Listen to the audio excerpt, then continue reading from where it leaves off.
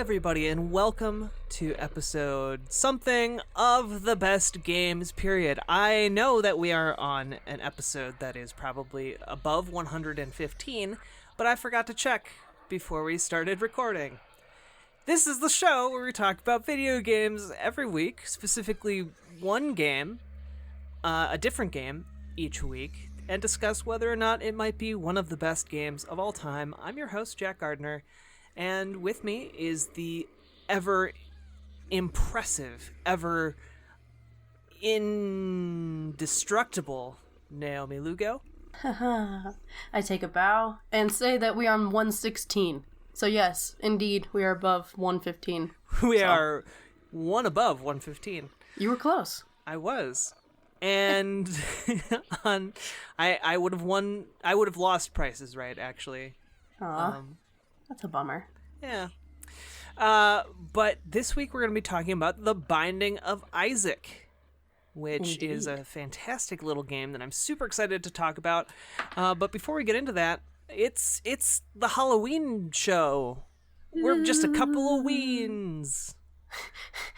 Are we? Is that our official title? I don't know. We are hallowed Weens. Hallowed Weens. I just think of the band Ween. Do you know Ween? I don't. There's a band named Ween. It's such a weird band. Look it up. Pushing Up Daisies is particularly wonderful. The lead singer just has a really bizarre way of singing. So yeah. Random Ween reference stuck in there.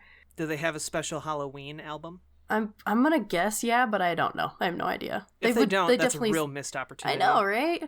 They need to be the Hallowed Weens. The Hallowed Weens sounds like a much better band name. And Ween? Yeah. Yeah. Ween's kind of weak. So, have you been playing anything this week? I've been playing all kinds of things. I've been playing Assassin's Creed Odyssey and RimWorld, which is a fantastic little PC game that is also, at the same time as being little, is a very expansive and big game, and I've sunk more time than I care to admit into it. And I have not played Red Dead Redemption 2, which is kind of the thing of the moment. Yeah, same here. But I mean, it's gonna take like a day to download anyway, so I am AFX away from Xbox at the moment, so one of the things, and I know I said I wasn't going to go off on a little tangent, but I'm going to do it anyway, is just, like, on the one hand, there's a great space for these giant open-world games. They're super impressive. They make your jaw drop. And on the other hand, I don't know how people have time for them anymore. Like, Assassin's Creed Odyssey just came out, and that is, I'm 20 hours into that, not done with it yet. It's already old news. And it's already old news. And Red Dead Redemption 2, it has a campaign that spans 60 hours. Yeah. It was comparable to GTA 5 in terms of playable content, and GTA 5 is monstrous if you think about online and everything.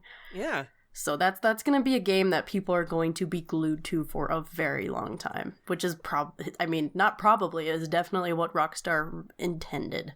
They needed. Yeah, which is interesting, but I also think that it's kind of sad in a way. It's kind of, to me, these giant games are kind of like Titanics. They only get to sail once, Aww, you know? Yeah. Like, who is going to go back in 20 years and replay Red Dead Redemption 2 for 60 plus hours, especially if games keep getting bigger? Or of comparable length. We're going to have just so many of these huge experiences. I can go back and watch Casablanca, and it's an hour and a half of my time.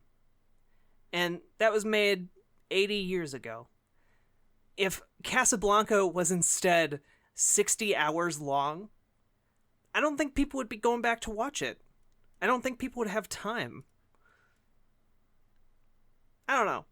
I just think it's interesting that the bigger games get, the more ephemeral they become. Yeah.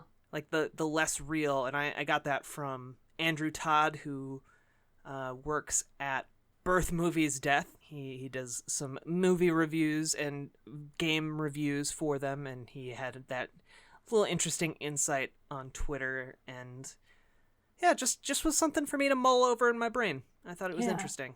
Well, I mean, it's exhausting, right? Like, especially for people in the industry who have to keep up in order to to stay knowledgeable and report on everything that's happening. Like, I'm behind. I've only played like snippets of Spider-Man. I haven't played Assassin's Creed. I've just played like 3 rounds of zombies in the new Call of Duty game. And like Pokemon Let's Go is coming out in a couple weeks. Like, oh my god, it's relentless. Yeah, no, it is. I waited like 12 years or whatever to play The Last Guardian, and it's still sitting on my shelf in its cellophane wrapper because I haven't had time to unwrap it and actually play that game, even though it's one of my most anticipated games ever. And it has Trico in it, who's an adorable puppy flying dragon thingy.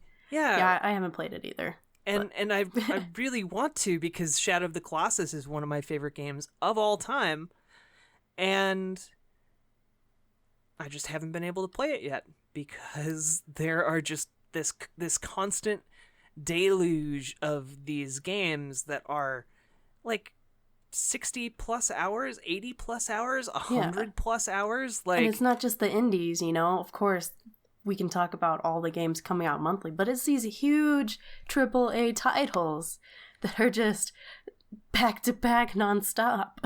Like, at some point, I still want to go and play Persona 5, which I have. I never beat it because I ran out of time.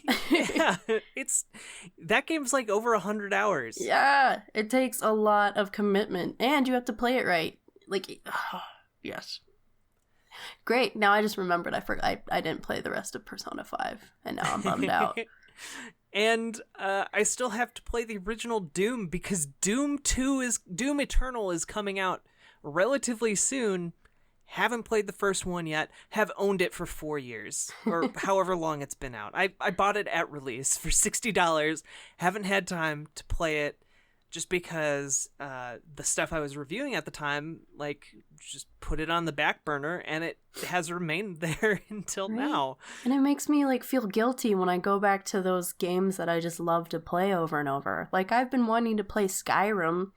Like I've been getting my Skyrim itch, like, severely, but I just don't feel right playing it because I have so many other games that I need to play. And that sucks. Like, I want to have time to be able to just go into my comfort zone games. Like, I love those games. They deserve my time too. Yeah. There's just a lot of pressure to stay on top of it. Mm-hmm. And I think that's true for both people who work in the industry and have to pay attention to these things, and also for people who just want to play games out there, because there's a serious case of FOMO, fear of missing out among a lot of hardcore gamers, and yeah, it kind of stinks sometimes. It does. Also, it makes it hard for the show when we want to go back and play a game that came out several years ago and is several hundred hours long, because it's hard to do that. So support us on Patreon. Support us on Patreon. So we can dedicate absurd amount of time to games that are no longer in the news cycle, but are still extremely relevant, which is why we exist on this podcast. We keep games alive. Or at the very least, support us so that we can cover our costs in making this show. Mm-hmm. Patreon.com/bestgames. You won't regret it. Anyway, after that tangent. What have you been playing? I already went through that. Yeah. It's your turn. Sorry. Speaking of time, I have had absolutely none. So I've been pretty much just on my mobile games. And Stardew Valley just came out on mobile. I have not bought it yet because that would just spell doom for me and you guys would never hear from me again. But I did download a lower key game that I have had for a while on my phone, and that's just, I don't know if it's the original Tamagotchi, but it's one of the older Tamagotchis. Bandai Namco actually licensed it, and it's like $1 on iTunes Store. I'm trying to look at it now to see.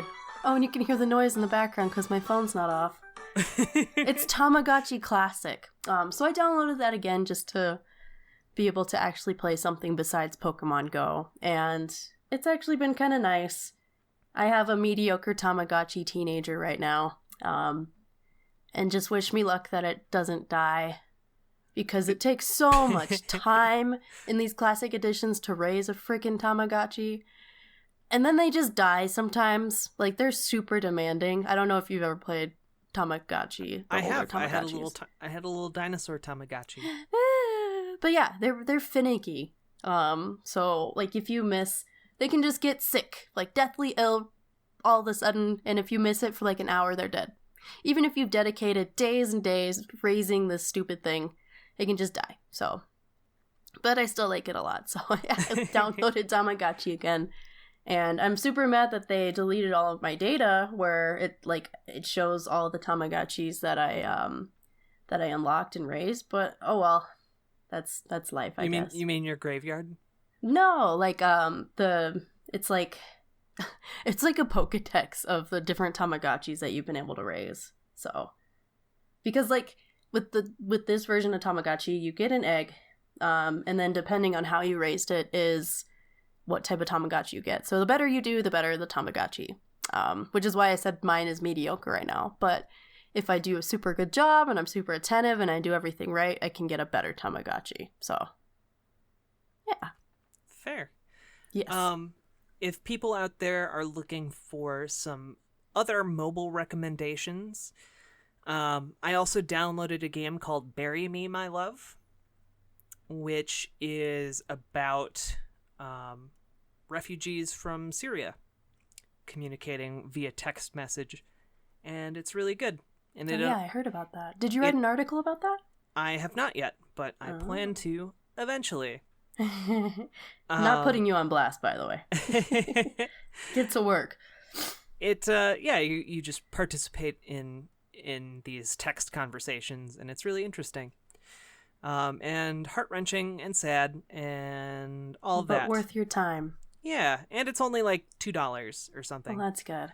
Nice. I would also recommend Mystic Messenger, which is a game that I would really like you to play, Naomi, so that we can talk about it sometime. I got in like an hour's worth, and then I had to delete it because I had no room on my phone. But then I got rid of 3,000 photos on my phone, and now I have no excuse, so yeah, I shall. But also, before I forget, an hour into it doesn't really cut it. I know, it takes like place in real time over the course of a month. Oh, I didn't get very far. No, you didn't. Speaking of games that take a long time to get through. Oh, but I was going to make a note quick because this is Halloween. Spooky. In Pokemon Go, right now, they have a Halloween event. Yay! And, of course, you can catch more dark and ghost types, which are some of the best, some of my faves. I know that's super shocking. But they also released some Gen 4 spookies. Like, you can catch Drifloon now, and I love Drifloon so much. It's a haunted balloon, and he's adorable. But they also have a special research task where you can get, oh my gosh, I can't remember the name of this Pokemon now. Spiritomb. You can get Spiritomb. So, and I think that's a limited time, maybe. So get on the Pokemon Go if you need some ghosties. Question. Mm-hmm. So if Gen 1 were pocket monsters, does that mean like Gen 2 are lapel monsters? And Gen 3 is like cufflink monsters? They can be if you want them to be. But then what would Gen 4 be? No, you already said cufflinks. Damn it. That's Gen 3. Fanny pack monsters? No, like, you know those tiny pockets that you get on yoga pants? Those? Yeah. And then, Like but the like, false pockets on jeans for women because we don't deserve pockets, apparently. Yeah. I mean, the illusion of pockets is nice. No, we need real pockets. Especially Also, butt zippers pockets. that don't unzip. What's up with that? They're so stupid, right? Yeah, they look cool, but I would like it if they unzipped. They were actually functional. Yeah. So we got pocket monsters, lapel monsters, cufflink monsters, and yoga pants pocket monsters. Fake pocket monsters, I think. Yes, fake pocket monsters. Oh wow. And that's 6 gens, so we still need 2 more. Oh shoot. Okay, so what are the other 2? False pocket or false tops on like hats pockets, like what is what? Like where you put your illegal substances in your hats or your shoes. What? So false pockets, but like secret door pockets. Okay. So my immediate mental image when you said false tops for hats was like a top hat with the circle on top cut out. So it was just open to the air on top. That reminds me of like Home Alone, where like the dude's head like it's burned off. Okay, so drug cache monsters. Trap door. And then one more for the new gen. And then one more. Boutonniere monsters? Sure. Or is that the same thing as a lapel monster? No, it's fine. And it's one word instead of mine, which are like concepts. I can tell you are super into this. So this into it. Conversation idea. Oh yeah. Thank you for rolling with it. It's what I do. It's very entertaining to me. I'm here to please. But the Binding of Isaac, this is a game that's probably the end of discussion that's probably going to end up being very sad. Gee, why? Is it because this story is extremely dark and it involves a naked child running from death? Is that maybe why? I mean, you're not wrong. So, yes. For those who do not know Binding of Isaac, there's a nice little introductory story at the very beginning of the game. I think it's like a minute or under a minute. Yeah. And so it describes this scenario, the life of Isaac and his mother. Isaac plays in his room, he draws all the time, and his mother watches religious shows like 700 Club, and I'm guessing like the televangelists and stuff like that. And they're relatively happy. And then one day, Isaac's mother hears a voice from above saying that Isaac, her child, is corrupt and she needs to fix that. So Isaac's mom starts acting a little bizarre and takes things away from him to help heal this corruption. But that's not good enough for the voice above, which she believes is her lord. And so this voice commands her to offer up Isaac as a sacrifice. And so that leads into the beginning of the game, because Isaac scrambles away and goes through a trap door underneath a rug to escape from his mother trying to kill him. So, yeah. Now, so I think it's important to point out that this entire intro sequence is done using pictures drawn by Isaac. Yes. And the entire game unfolds from Isaac's perspective. So we're never really given a secondary perspective to what's going on in the game. And I think that's something that's really important to parsing out the meaning of the Binding of Isaac. Oh, definitely. Especially as we get more into that. But yeah, so Isaac ends up kind of going down into the basement, and that's where the actual gameplay begins. And it is essentially this top-down Legend of Zelda-like perspective. You have infinite bullets, which take the form of Isaac's tears as he cries his way through enemies. And each level is randomly generated using a large stockpile of different templates for rooms and enemies and items, and so there's all kinds of different discovery. This was kind of one of the very first games in the modern indie movement to really embrace roguelikeness, and part of what really popularized the genre to the point that I think super saturated in roguelikes now, the indie space. Yeah, I mean, even just The Binding of Isaac has received like 3 additional expansions since it released, which is kind of incredible when you consider it's a game made by like 2 people, 3 people.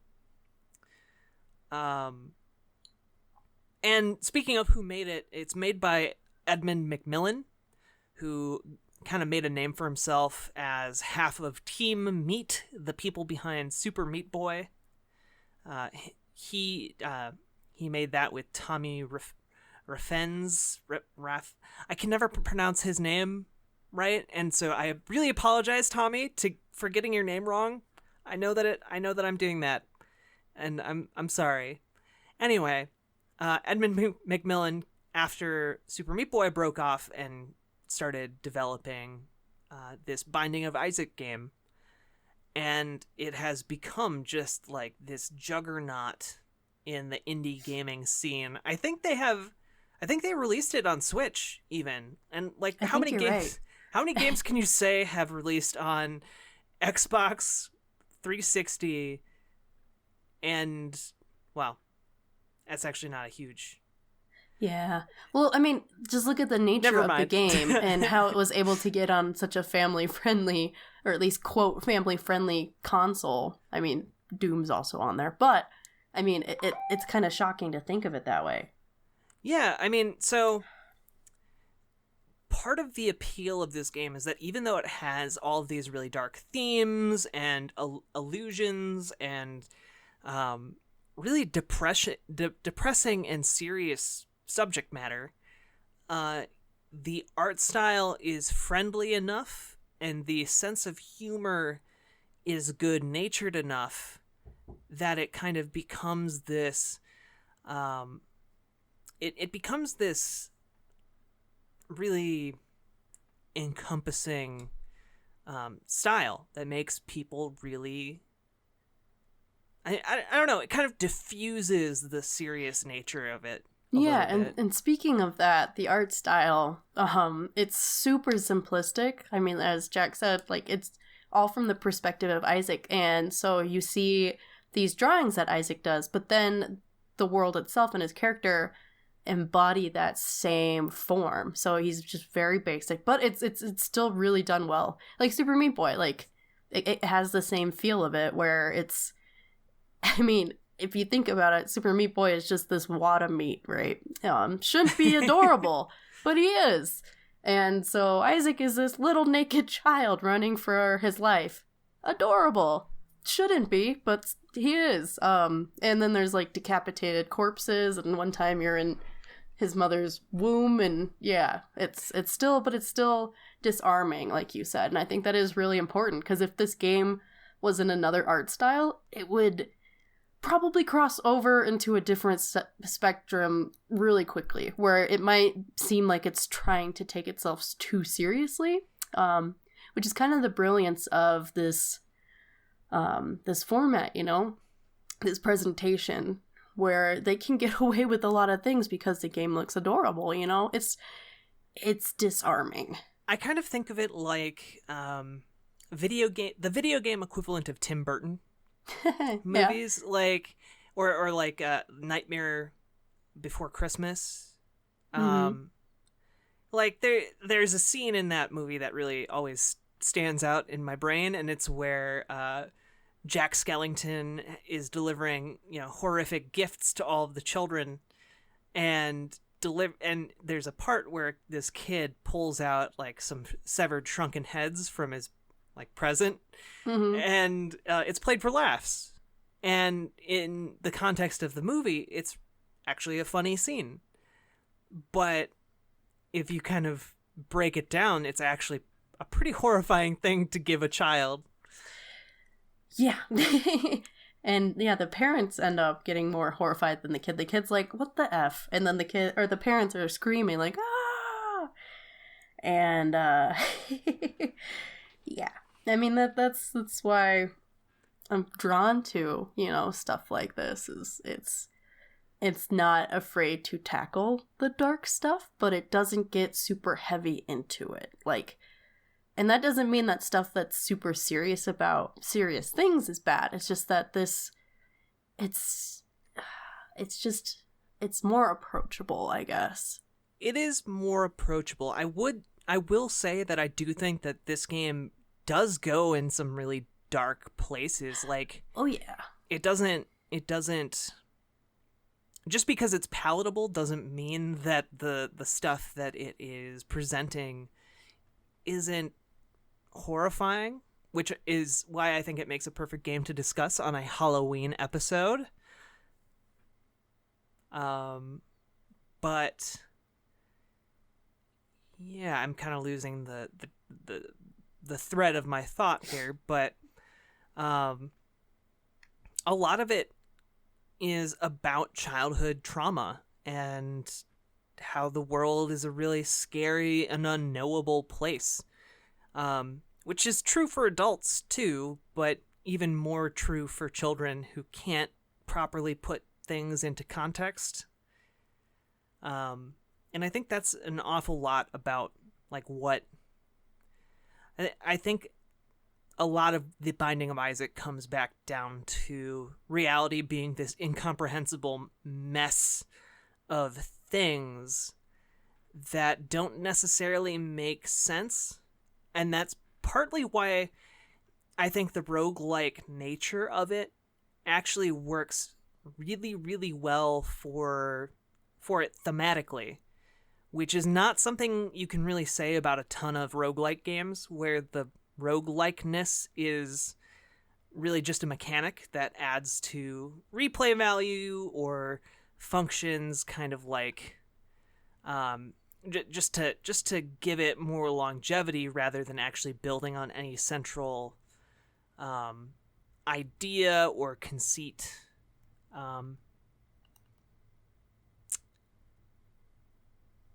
Yeah. Yeah. So another big topic we have to tackle, because it's in the name, right? The name is Binding of Isaac, is whether or not, and I'm just going to pose this as a question, if you think this game is dogging on religion.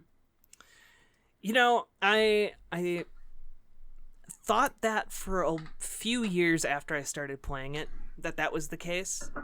And the older I get, and the more I keep coming back to this game over the years, the less I think that is what the game is setting out to do.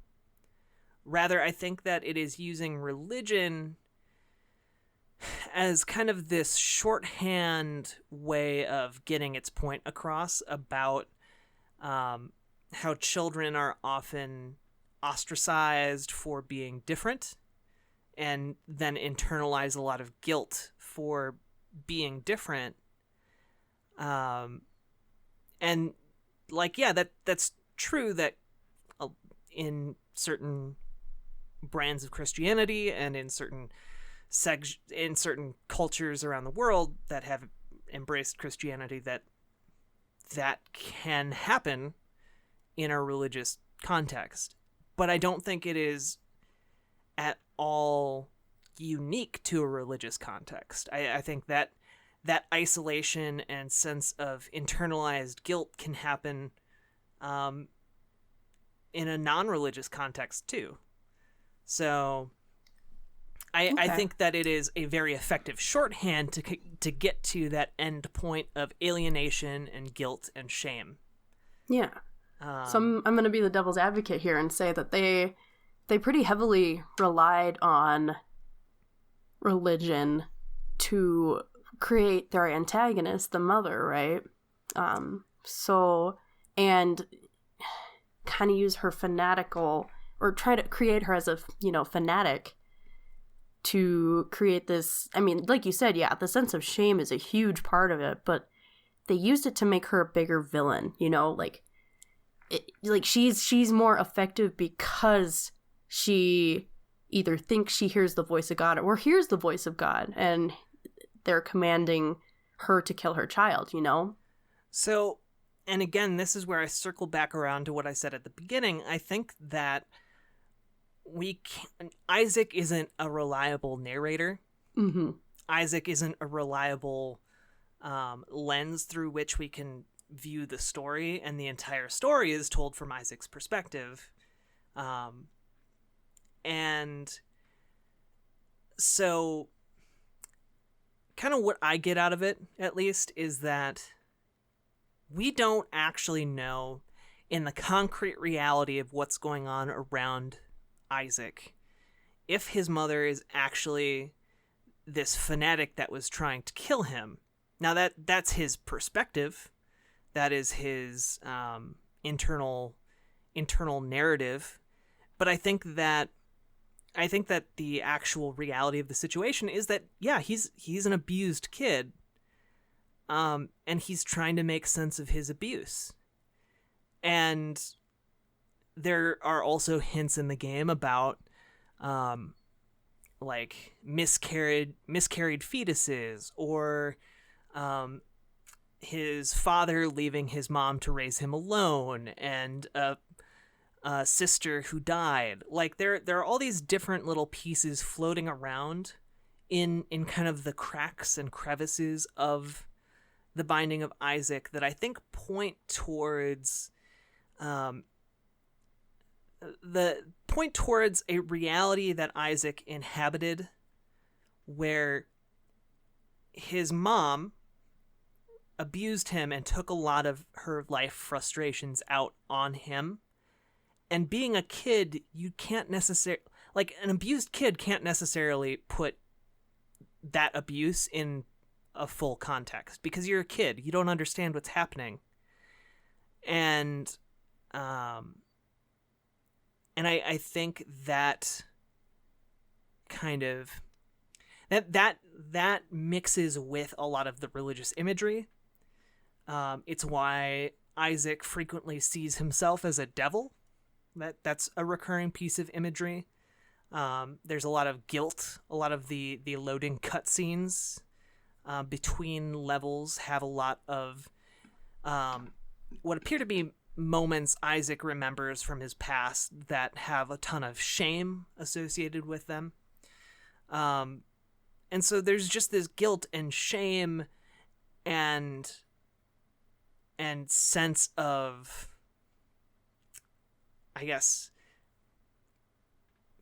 with that religious context, he sees it in this battle, this almost supernatural battle between heaven and hell, and sees himself as, well, if I deserve this abuse, then that must mean I'm a demon. Mm-hmm. And again, this is just like reading in between the lines and like trying to kind of figure out what the Binding of Isaac is all about. Yeah, and the game is definitely structured that way, where it wants you to read between the lines. It's definitely one that you can interpret different ways. And again, another devil's advocate point. McMillen himself, in interviews, said that he was inspired to make this game due to his own childhood. He had a background in Catholicism, which explains a lot of the guilt. And then some of his family members were born again Christians. So I think he definitely used Isaac as a way to kind of explain his childhood feelings, but then also to take a look at the adults around him and maybe explain some of their behaviors, maybe their hypocrisies, maybe, it's really, like you said, up to interpretation what we're supposed to see there. Yeah, so I think an important part of maybe another piece in this puzzle that is understanding the Binding of Isaac is actually examining what the Binding of Isaac means. Mm-hmm. And it's a reference to the Old Testament Bible, Genesis 22, verses 1 through 19. And essentially it's the story of God telling Abraham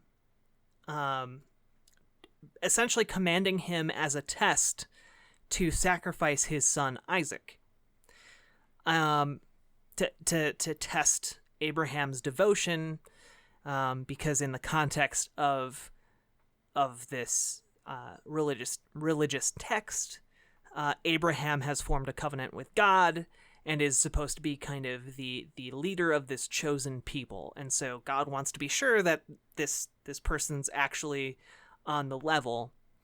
And I was doing some reading about this, and I came across Ellen F. Davis, who is a professor at Duke Divinity School, and she was writing about this story, and says, first, this is a real test. God does not know in advance how Abraham will respond. Only by demanding everything from Abraham can God learn whether he indeed places his commitment to God before everything else.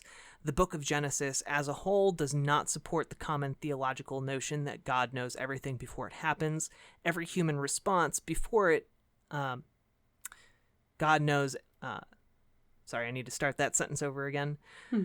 The book of Genesis as a whole does not support the common theological notion that God knows everything before it happens, every human response before it is offered. Thus, when Abraham passes the test, God's own relief is palpable, with the words, "Now I know," before going off and continuing. So in other words, Davis is saying that the situation for God is a bit like this Schrodinger's box, where the fate of Isaac isn't really concrete. It's this uncertain and unknown element. And how players kind of... how players play the Binding of Isaac determines what is inside that box. And unfortunately, in the case of the Binding of Isaac, that box is both a physical box, his toy box in his room, and also a mental box, the mental place that he escapes to in his mind, which is what we are playing through. And in every single ending of the Binding of Isaac, Isaac ends up dead or dying in the box. Or in a couple situations manages to escape the perhaps manages to escape the box physically, but is mentally trapped inside that box because the box is his way of coping with the world. It is his coping mechanism. It's the thing that makes existing in the physical world possible for him, but it's also something that keeps him isolated from meaningfully engaging with that world.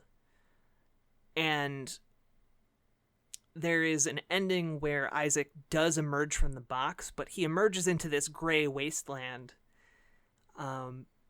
which is a representation of how the more time you spend inside of that imaginary box, that imaginary world that you've constructed for yourself, the more real it becomes to you, and how that is kind of a dangerous feedback loop.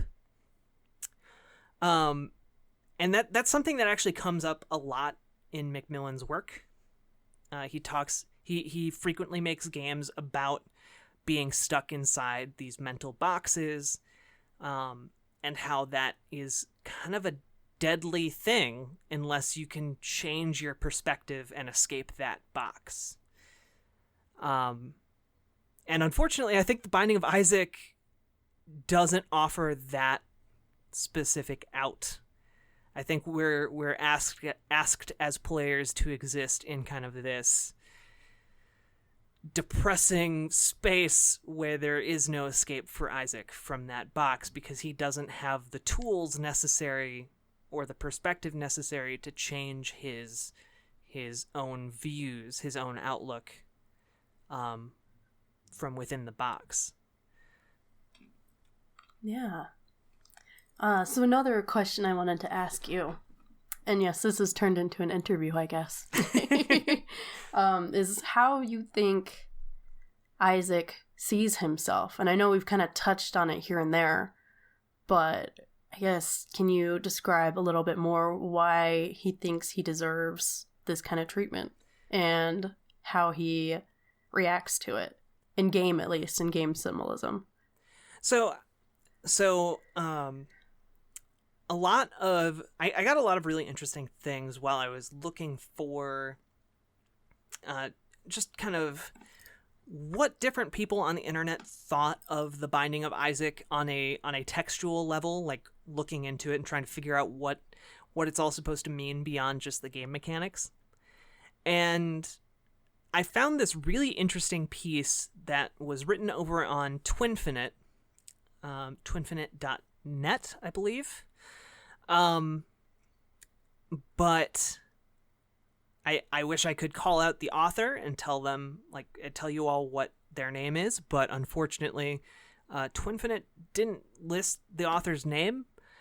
But I did manage to track them down on Reddit, and nice. they have released a number of different breakdowns of kind of their takes on the Binding of Isaac throughout the different expansions, and how those expansions have kind of shaped the overall narrative of the Binding of Isaac. And if you're interested, I highly recommend seeking that out on Twinfinite, because it will provide more information and more nuance than I can maybe provide, and maybe a different perspective than the one that I or Naomi are providing. But on Reddit, they go by the name Jay Borino, and it's so a lot of how Isaac views himself is put in the context of what he knows, and I think this is where the religious shorthand becomes more important, because he has clearly spent a lot of time around religion, and it's something religion uses, specifically Christianity in the United States and Europe and elsewhere around the world, has some widely recognized iconography, and so using that sort of imagery can be a very easily understood and recognized way of getting to kind of these powerful themes without having to have dialogue, without having to have a character that comes on screen and being like, this is what blah and blah mean, this is what this means.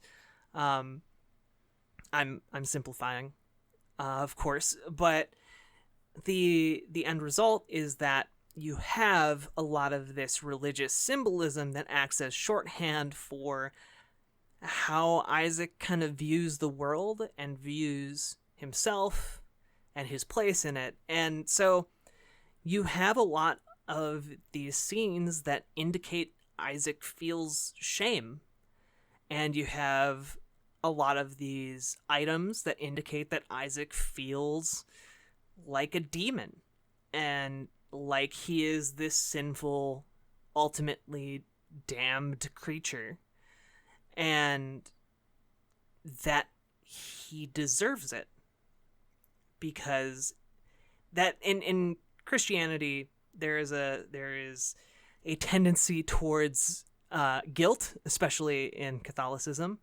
That's why Catholic guilt is a term you'll hear a lot. But yeah, so I think that that's essentially what it's getting at, and all of that is shorthand for feeling different because of things beyond your control, beyond what you can understand as a kid.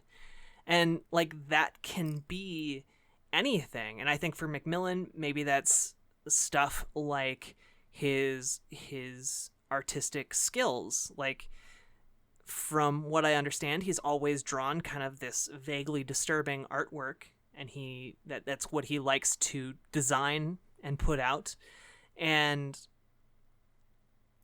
that can be an isolating thing. I mean, I don't know anything about his abusive childhood. I know that he has alluded to it on many occasions, but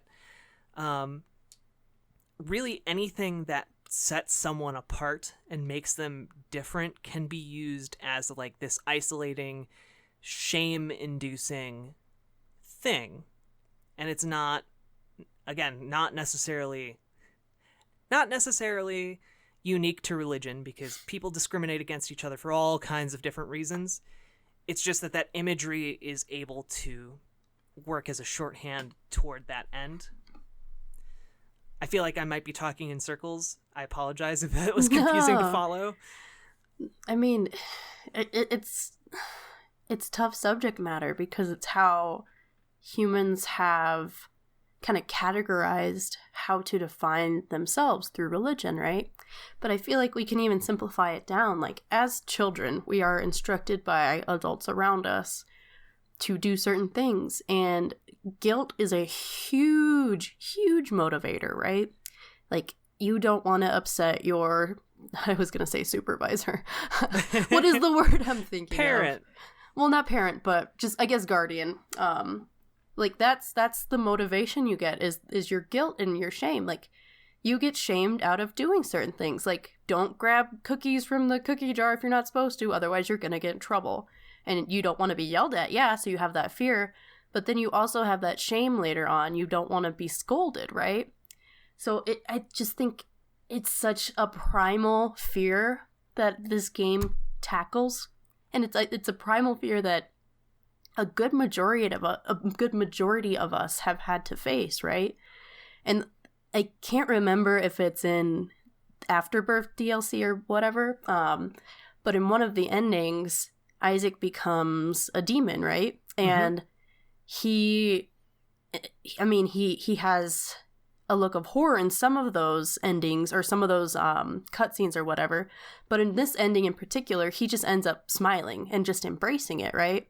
Mm-hmm. It's that freedom of finally realizing that you can embrace that dark side, you know. And as kids, like, we've all done that, right? But I mean, obviously not turned into demons. I mean, at least not well, literal ones, where we find out like we can get away with certain things and we can say no to our parents and, you know, just be brats and get away with it. And it's kind of this freeing feeling of just embracing the bad and then finding out that it's not as bad as it seemed it would be, you know. I just think it's such a base level and gut-wrenching feeling, and that's why it's so deeply unsettling. Aside from all of the horrifying imagery, is you just really feel for Isaac, you know. If you look at how Isaac sees himself, he sees himself as just this horrible thing that deserves this horrible treatment, but doesn't want to die still. Like, it's just a lot of confusion, and it's confusion that we feel as kiddos because we don't understand.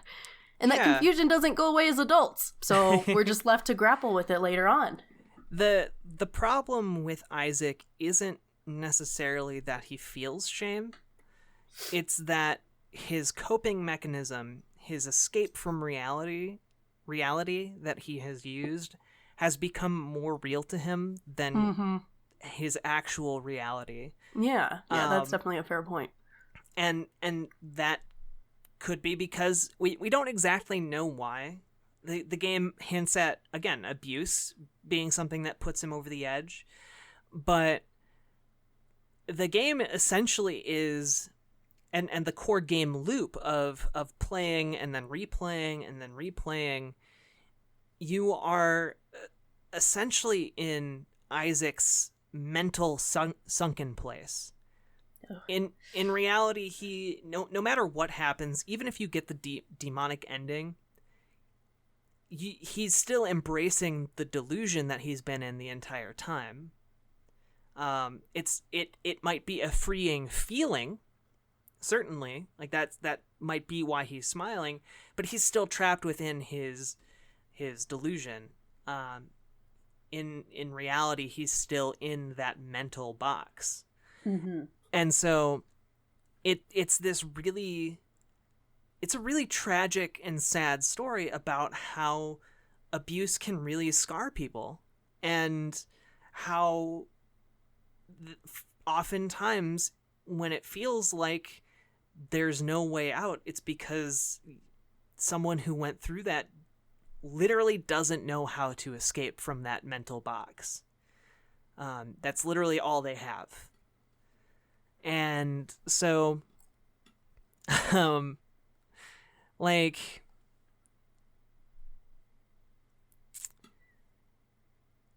yeah, in my notes, I just put down, this is Isaac's sunken place. We're all just playing in it.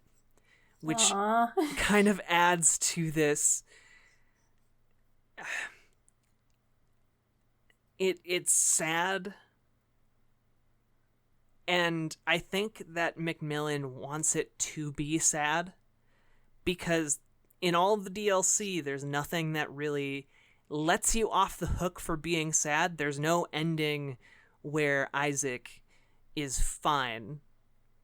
Like, the endings range from finding more items so that you can play another loop and go deeper into this delusion, or like Isaac dying a horrible death. Like his mom finding his bones in the toy chest, or a missing poster on a telephone pole outside his house. It's not a game that wants you to feel good, and I think if you just listen to our discussion, it would sound like this is a horribly depressing game. And I think on a very... And unless you go digging for this stuff, it's not going to seem that way.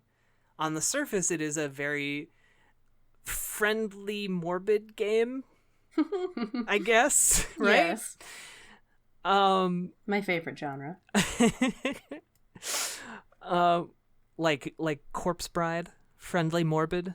I do like friendly morbid, actually. Yeah, like that's a real genre. Yeah. We're just gonna call it that. Yeah. I couldn't watch that movie though because dogs make me too emotional. Aw. Yeah. Yeah. And let's see. Yeah, like, so the more Isaac finds these treasures and the more he reaches these endings where he can go deeper and deeper, because eventually you leave the basement and you fight Mom, and if you defeat Mom, then there's a cutscene that plays of Mom coming in after Isaac has finished writing a story about defeating Mom, and then the next time you play you can go even deeper into the delusion, and you can go into Mom's womb to fight her heart or something along those lines. I forget exactly the details there. It was his unborn brother, right? His unborn brother or something. And then if you defeat that, eventually, like, it just keeps going down layer by layer by layer, and eventually you are fighting like the angelic version of Isaac, and then the final boss of that, it is either like true Satan, or there is this blue creature that kind of represents Isaac's corpse. Blue baby. Like, defeating it is literally just denying that he's dying. And the one of the last bosses in the most recent DLC is just called Hush. And it's a horrifying tumorous face that's pressing up from the ground and kind of screaming like it's trying to breathe. And if you defeat it, it leaves a scorch mark on the ground that is just a silent scream. It's a very depressing and horrifying game if you dwell on it. So just don't think about it too much. I mean, or let play us it, do that. Or play it and enjoy the loop. And, you know, the more you play it, the more you can think about it. And I think the more interesting and nuanced it becomes. Because I think there's a tendency for people to brush these games off as being shallow or less meaningful. I think especially when something like The Binding of Isaac butts up against a 60-hour plus cowboy game that took 100-hour weeks occasionally, and every team member putting in like 50 to 60 hour weeks every day for a year, or a week and a day. Wow. 50 to 60 hour weeks for an entire year. Like, I think I think it achieves a lot of nuance and a lot of interesting artistic meaning and merit that stands up to those games. Like, stands up to those bigger budget, the Goliaths. higher. If we want to grossing stay games. biblical. Yeah, good one. Good one. These Davids can stand up to those Goliaths. Yeah. And yeah, it's just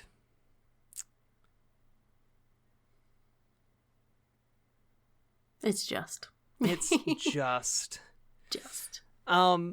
I do want to read a quote from this article and from subsequent comments by Jay Barino, because I thought they were pretty insightful.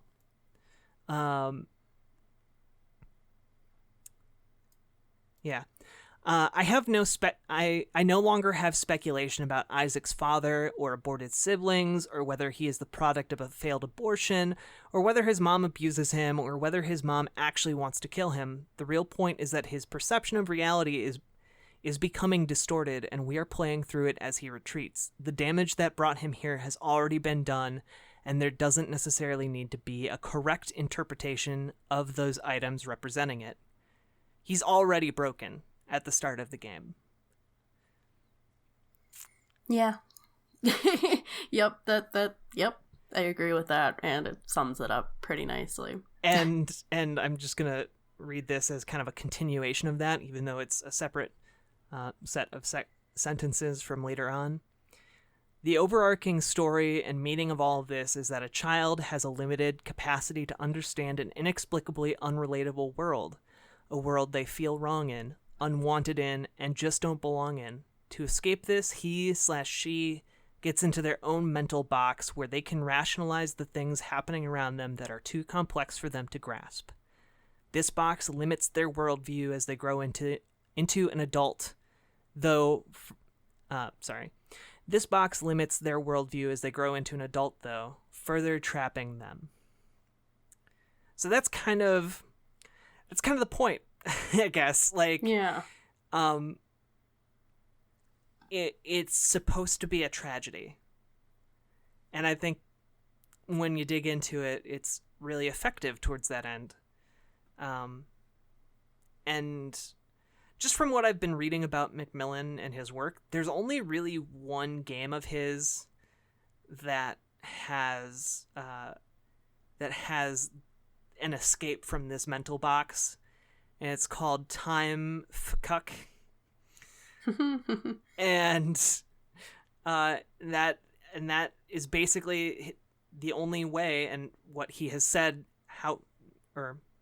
the way that he has said he escaped his own mental box from the trauma he experienced was by finding a way to change his own worldview, so that he could rationalize things outside the box and live in the real world and without going crazy. Which, honestly, it's incredible that anyone exists in the real world without going crazy. It's hard. It's hard to do. We're all a little crazy. Yeah. I mean, I think that's why a lot of gamers really like The Binding of Isaac, too, because on, like, a subconscious level, like, a lot of people play video games to escape. A lot of people use video games as, at least in some small way, their own little box. Yeah. Yeah. So I know your answer, but is this one of the best games, period?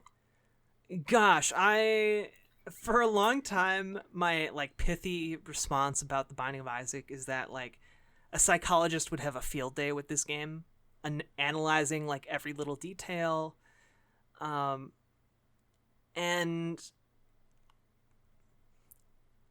I think that the older I get, the more I realize that it's a way more disturbingly relatable piece of art than I ever really considered it to be when I first played it. And I've put an ungodly amount of time into it. It's really fun to play. Some of the designs are really adorable and also disturbing. Again, what was the phrase? God.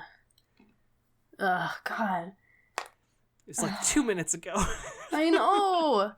I'm just stuck on horror, but I know that wasn't the word. Oh. Adorable horror? It was adorable, not gore.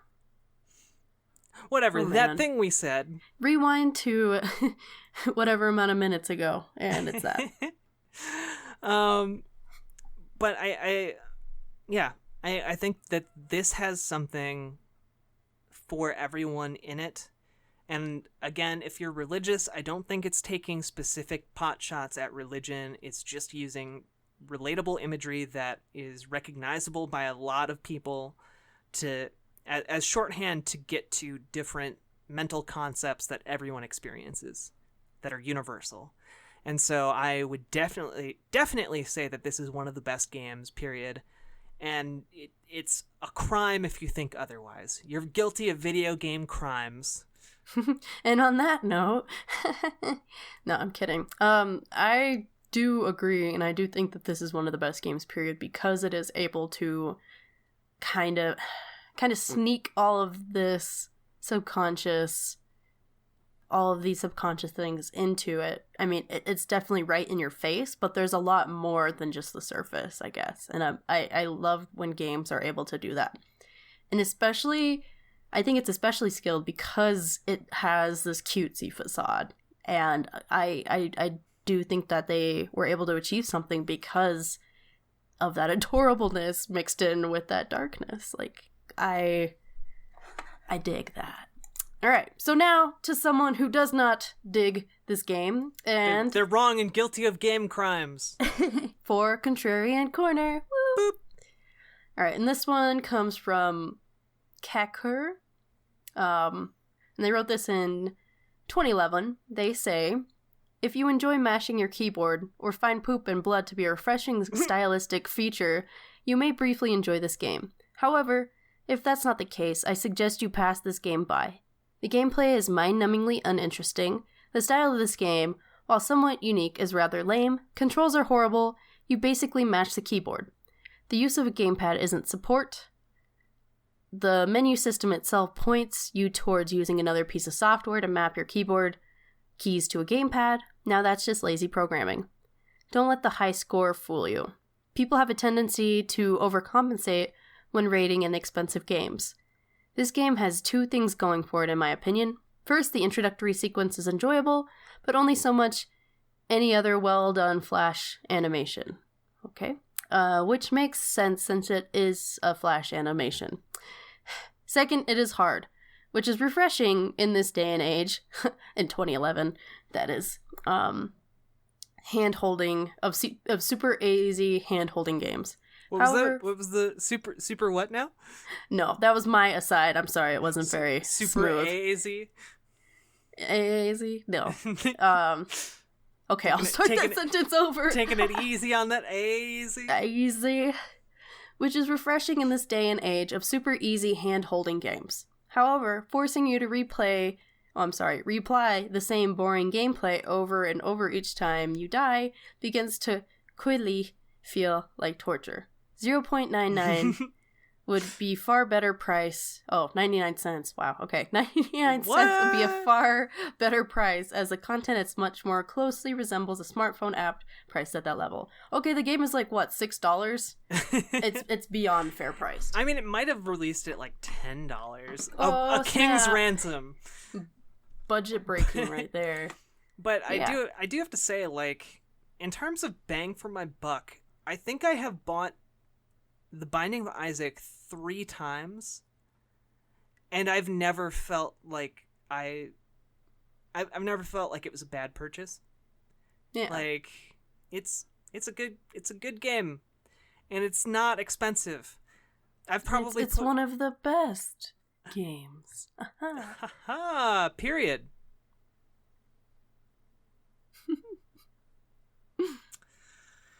On that note, if you want to support us, please, please, please follow us on Twitter at bestgamesperiod. We would love it if you would send in questions. We're kind of kicking around the idea of having a section, a period of the show where we answer questions from our beautiful, handsome listeners, which would be really cool, I think, and maybe funny. Who knows?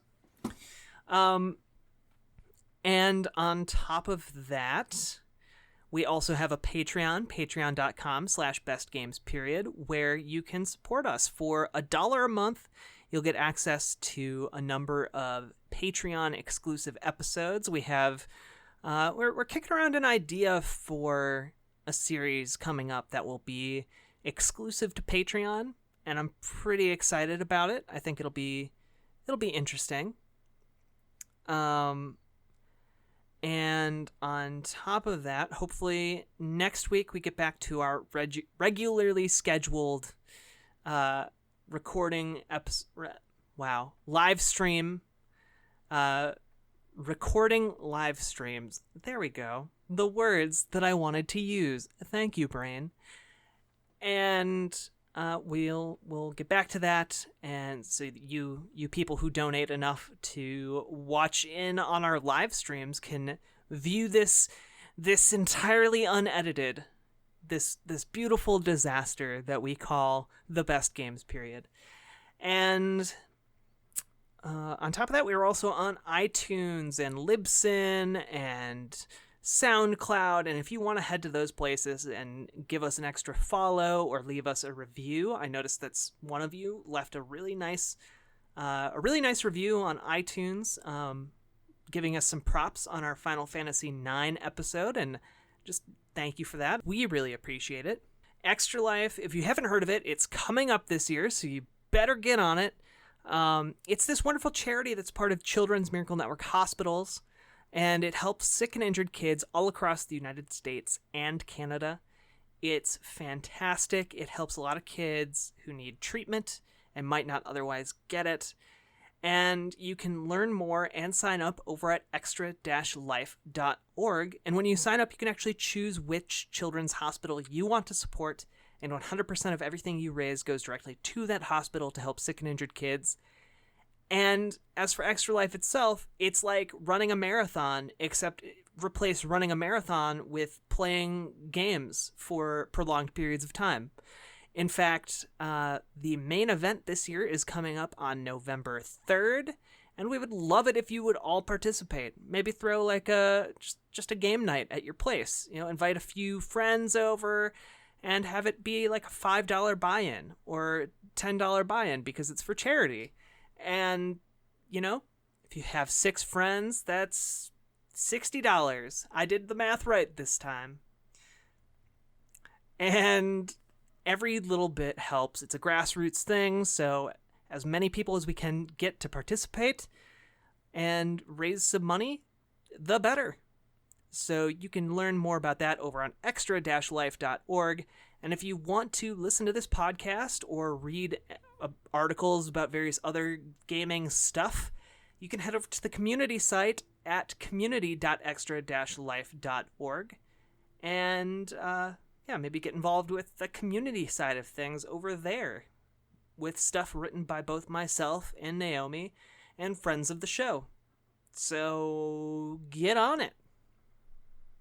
Yeah. We also have an Instagram. Woo. All right, lovely people. Since this show will be releasing on Halloween week, have a wonderful and spooky Halloween. Hopefully it's filled with lots of wonderful video game puns and Halloween puns and what else do you need for Halloween besides just puns? So I can't think of anything.